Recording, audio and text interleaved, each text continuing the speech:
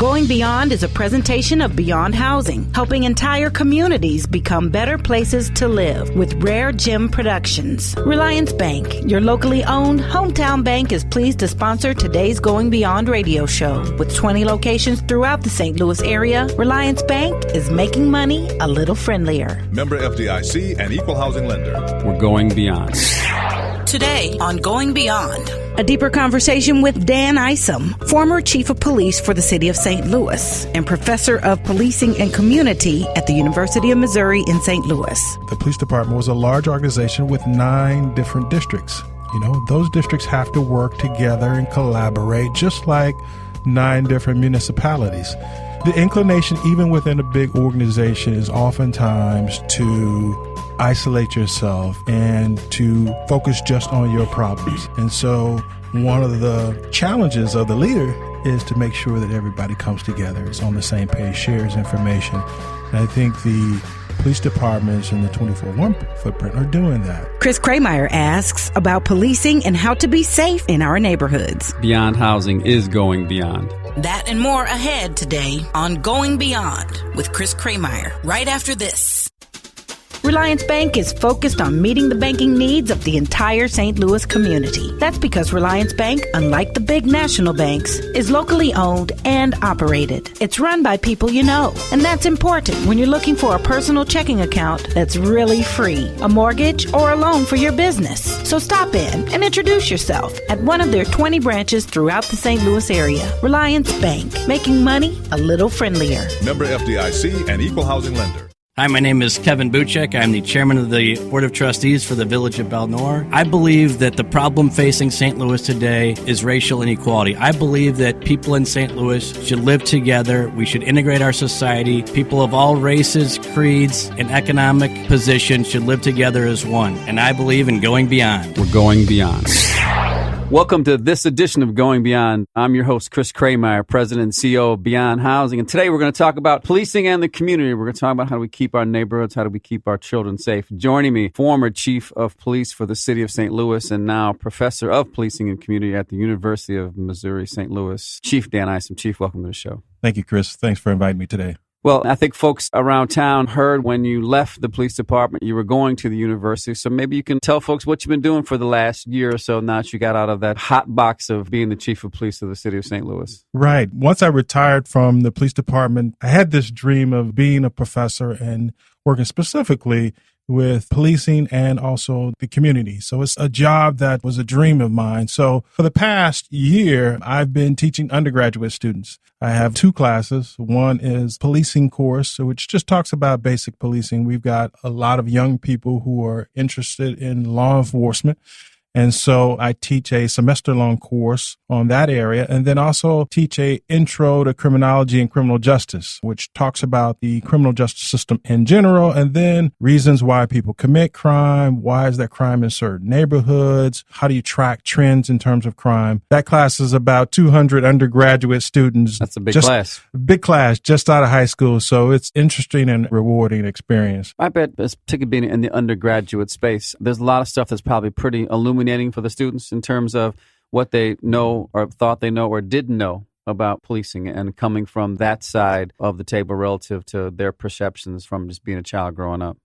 Right. So much of what you see about policing is on TV. And, you get these shows, whether it's cops or whatever it may be. And so oftentimes, young people do have a very, very interesting view of what policing is about.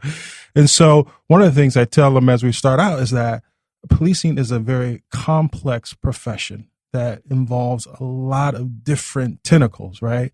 Of course, you've got an HR division that works with police officers as they apply to the police department. They work with them while they're on the police department. You have a laboratory division with scientists. You have lawyers.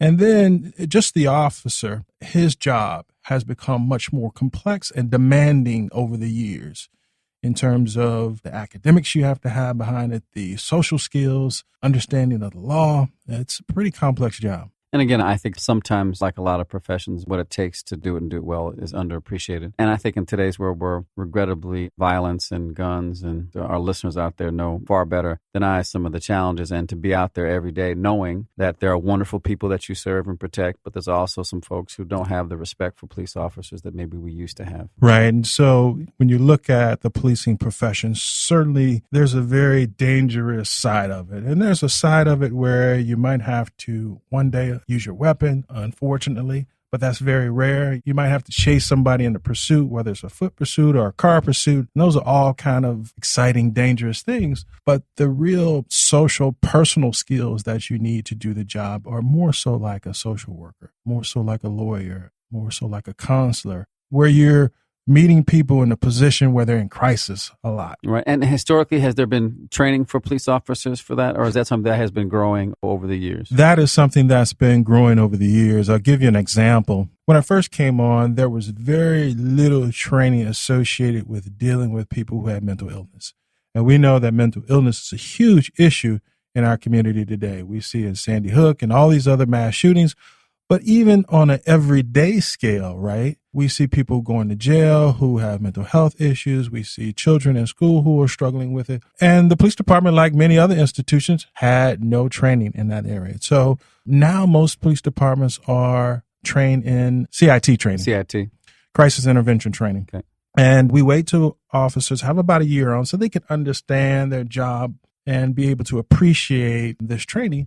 But CTI training is a training that has gone across the nation that helps officers interact with people who are in mental crisis, having a mental health episode. So the interesting thing there is you're both in a potential heightened sense of danger, but you also want to be empathetic to try to diffuse the situation, right? So Absolutely. You're walking this kind of delicate balance between I have to be ready just in case, but boy, I need these other skills so I can bring this individual down. So again, we can diffuse whatever's going on. Very, very difficult situation for an officer to be in, right? Because you're right. On one hand, certainly somebody suffering from mental illness, there could be some dangers associated with that. The officer has to control the situation to make sure that the individual doesn't hurt himself and that he or she does not hurt someone else, right? But you also realize that this person is struggling with an illness. Right. And so you just don't want to come in with massive force and put Right. that person down. So kind of a catch-22 Right. oftentimes Right. for officers. But we've learned over the years through,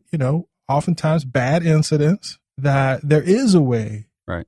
to diffuse these situations sometimes. So again, for all of us to try to remember the difficult task that police officers have day Yes. in, day out. So in addition to teaching your 2 undergraduate classes, I know you're working on a couple of projects as well. A couple of projects working with B.T. Rice and Mr. Buford, James Buford, who just retired from the Urban League, on the SERVE program, a St. Louis initiative to reduce violence. We've focused on 2 neighborhoods, or actually 2 locations, Jennings and Warner Park in the city. So we're working to try to get mentors to young people in those areas, provide resources and services, basically trying to reduce the violence among young people, which is a big problem in our communities, especially in certain parts of our community. So we've got a good team together. We've been working on this for about a year now, and hopefully next year we'll be kicking off with some initiatives that are really going to make a difference. So is a lot of that trying to get on the ground with the children as early as you can to give them the skills to cope with whatever may be happening in their lives, to have violence not be the solution to whatever that challenge may be? Right. And so we're working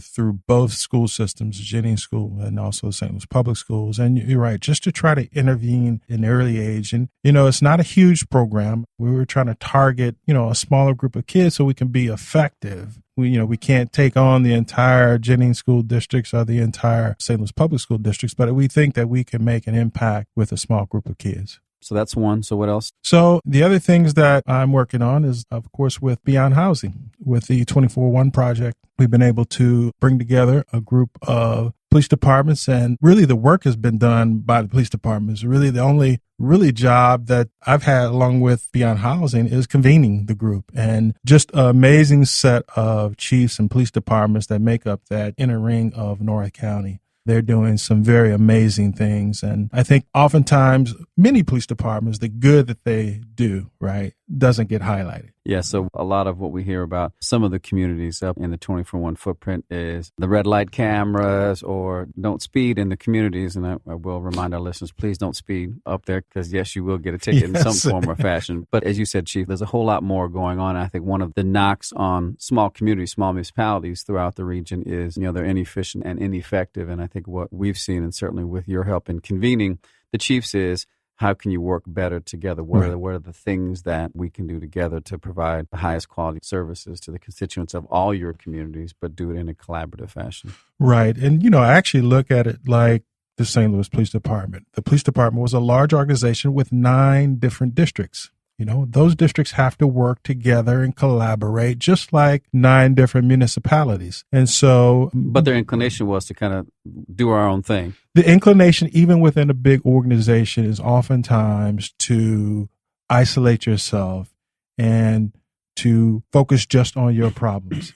And so one of the challenges of the leader is to make sure that everybody comes together, is on the same page, shares information. And I think the police departments in the 24/1 footprint are doing that. An example is they wanted to come together and see if their police pursuit policies were consistent and based on best practices. Brought that information, looked at it, compared it, and what we found was they are very consistent. What we found is that they are very much in line with best practices in law enforcement. So, but you do have to do that in large organizations as well, because you might have one district that's off the map. Right, doing its own thing. Doing its own thing. Has its own separate rules. Right. And one of the other things that I know has occurred, and I think this goes a long way to having the policing kind of delve into the community, and that's the relationship between the police chiefs and the Normandy School District security folk. We know we heard the terrible headline not too long ago about the Normandy schools, and I will tell you now as a point of fact, the incidence rates at all the Normandy schools are dramatically down and quite frankly back to historical norms. A piece of that is this coordination between Normandy security municipalities, particularly after school, right, where a lot of the challenges. Maybe talk a little bit about kind of what they've been able to do there. The Normandy School District has unique challenges because the kids come from different municipalities. And so as they leave the school, which is consistent with most schools, most police departments are involved in what they have termed the walk home, right? Making sure that kids move from school to home safely. That is a common practice that all police departments are engaged in, right? So the challenge of Normandy was that if you've got multiple police departments, how do you coordinate that walk home? And so they have an amazing job in getting together, putting out a blueprint, sharing information. Oftentimes it's sharing information because if you walk from one municipality to the other with a problem, you need to communicate to that other municipality that here it comes, right? Right. Heading your way. It's heading your way, so get ready. And kids are going to be kids, right? If you got a group of kids who are walking home together, I don't care what community you're in. Something could happen. Something could happen. And so you have to be attuned to that. And so that has been addressed mainly with coming together on a bi-weekly basis, communicating with each other, and also communicating with the school. Fantastic. So as we come to close, if any of our listeners wanted to help you with the Serve Project in Jennings and Walnut Park, is there a way they can get plugged in? Yes, we do have a website. It's SIRVSTL.com. Wonderful. So if you're listening and you want to join Chief Isom, Jim Buford, and BT Rice and kind of bring down a little bit of the violence in Jennings and Walnut Park as a pilot, which we hope can grow. I hope there's great success there and we can see it throughout the rest of the region. Chief Dan Isom, for all you do for our community, thank you so much. Reliance Bank is pleased to sponsor today's Going Beyond radio show. With 20 locations throughout the St. Louis area, Reliance Bank, your locally owned hometown bank, is making money a little friendlier. Member FDIC and equal housing lender. We're going beyond. Going Beyond is a presentation of Beyond Housing, helping entire communities become better places to live with RareGem Productions. Proudly promoting, presenting, and producing positive programming. Neighborhood is where you live, and we want to keep it strong and vibrant. This is Chris Krehmeyer with Beyond Housing. We are going beyond. Chris Krehmeyer, President and CEO of Beyond Housing. Located at 4156 Manchester, phone number 314-533-0600. The only organization in the St. Louis region that offers access to affordable housing. Wherever we work, our goal is to help transform people, families, and communities so that they achieve the skills, strategies, resources, and commitment to succeed for the long term. See our work at beyondhousing.org. Podcast for Going Beyond can be heard, downloaded, and shared by visiting hallelujah1600.com. Listed under the music tab on demand. Going Beyond is another positive production of RareGem Productions.